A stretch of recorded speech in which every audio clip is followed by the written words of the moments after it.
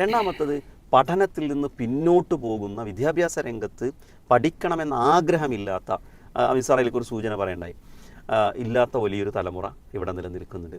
അവർ ഇപ്പോൾ പലപ്പോഴും +2 കഴിഞ്ഞാൽ പറയും ഞാൻ ഇന്ന ഗവൺമെൻറ് കോളേജിൽ അപേക്ഷ കൊടുത്തിട്ടുണ്ട്, ഇന്ന ഗവൺമെൻറ് അവിടെ ഏതിനാ അപേക്ഷ, ഇവിടെ ഇതിനാ കൊടുത്ത്, മറ്റിടത്ത് ഇതിനാ കൊടുത്ത്, ഈ സ്ഥാപനത്തിൽ ഇന്ന വിഷയത്തിനാണ് കൊടുത്ത്, അപ്പോൾ നിനക്ക് താല്പര്യമുള്ള വിഷയത അതൊന്നുമില്ല. അപ്പോൾ ഗവൺമെൻറ്റിലെ ആ സ്ഥാപനത്തിൽ കൊടുക്കാനുള്ള കാരണം എന്താ, അവിടെ ആയാൽ അടിച്ചു പൊളിക്കാം, ചിലപ്പോൾ ഫ്രണ്ട്സും ഉണ്ടാവും. അതെ, ഇതിൽ ഒരു മാനദണ്ഡമാണ്, ഒരു മാനദണ്ഡം അടിച്ചു പൊളിക്കലാണ്.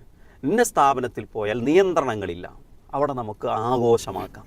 രണ്ടാമത്തത്, എൻ്റെ ഫ്രണ്ട്സ് എല്ലാം അവിടെയാണ് ചേർന്നത്, എൻ്റെ ഫ്രണ്ട്സ് എല്ലാം ഈ കോഴ്സാണ് തിരഞ്ഞെടുത്തത്, അതുകൊണ്ട് ഞാനും അത് തിരഞ്ഞെടുക്കുന്നു. രക്ഷിതാക്കളെ സംബന്ധിച്ചിടത്തോളം, വിദ്യാർത്ഥികളെ സംബന്ധിച്ചിടത്തോളം ഇതിൽ നല്ല തിരിച്ചറിവ് ആവശ്യമാണ്.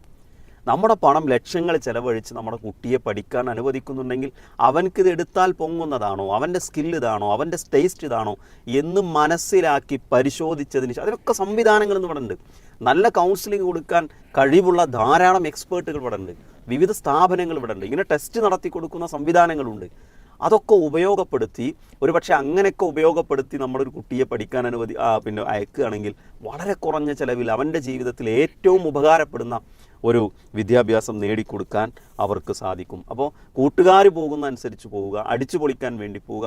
നമുക്ക് ഒരു സ്കൂൾ തലം മുതൽ തന്നെ വിദ്യാഭ്യാസ രംഗത്തെ കുട്ടികളുടെ ട്രെൻഡ് എന്താണ്, നേരത്തെ സൂചിപ്പിച്ചതുപോലെ ആഘോഷിക്കാനുള്ള ഒരു പോയിൻ്റ് എവിടെയാണുള്ളത്, ഇതാണ് അന്വേഷിക്കുന്നത്.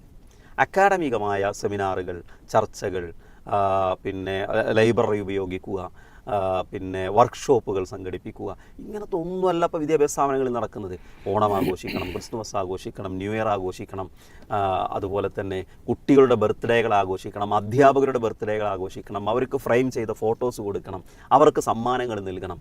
ആഘോഷമായ ഒരു സെലിബ്രേറ്റീവ് മോഡിലാണ് ഇപ്പോൾ മൊത്തത്തിൽ കുട്ടികളുടെ ഒരു പ്രയാണം എന്ന് പറഞ്ഞത്. അതിനപ്പുറം അക്കാഡമികമായിട്ടുള്ള ചിന്തകളും പഠനങ്ങളും ശ്രദ്ധയും പൂർണ്ണമായും മാറിക്കഴിഞ്ഞിട്ടുണ്ട്. അതിൻ്റെ കൂടി ഒരു അനന്തരഫലമാണ് അത് എല്ലാ മേഖലകളിലും നമ്മുടെ നിലവാരം താഴോട്ട് പോകുന്നതും ഈ വലിയ തോൽവികൾ നമുക്ക് ചർച്ച ചെയ്യേണ്ടി വരുന്നതും എന്നാണ് മനസ്സിലാക്കുന്നത്. തീർച്ചയായും അതിൽ തന്നെ നമ്മൾ പരിശോധിക്കുമ്പോൾ പെൺകുട്ടികളുടെ റിസൾട്ട് കുറെ കൂടി മെച്ചമാണ് എന്ന് വേണം കരുതാൻ. ആൺകുട്ടികൾ നേരത്തെ എനിക്ക് തോന്നിയിട്ടുള്ളത്, മുമ്പ് നമ്മൾ പെൺകുട്ടികളുടെ വിദ്യാഭ്യാസത്തിന് വേണ്ടിയാണ് ശക്തമായ പ്രചാരണങ്ങൾ സംഘടിപ്പിച്ചിരുന്നത്. വലിയ പോരാട്ടങ്ങൾ നടന്നിട്ടുണ്ട് കുട്ടികളെ മുമ്പ്. പിന്നെ ഈ മുസ്ലിം ഐക്യസംഘത്തിൻ്റെ ആദ്യകാല പ്രവർത്തകരിൽ ആളുടെ മകളെക്കുറിച്ച് പറയണ്ടായി. അവരാദ്യം സ്കൂളിൽ പോയപ്പോൾ അവരുടെ സഹോദരൻ എനിക്ക് പരിചയമുള്ള ആളെന്ന് ജീവിച്ചിരിക്കുന്നതാണ്. അവർ പറഞ്ഞു, എൻ്റെ പെങ്ങൾ ആദ്യമായി സ്കൂളിൽ പോയി വഴിയരികിൽ ആളുകൾ നിൽക്കുമായിരുന്നു അവരെ കൂക്കി വിളിക്കാൻ.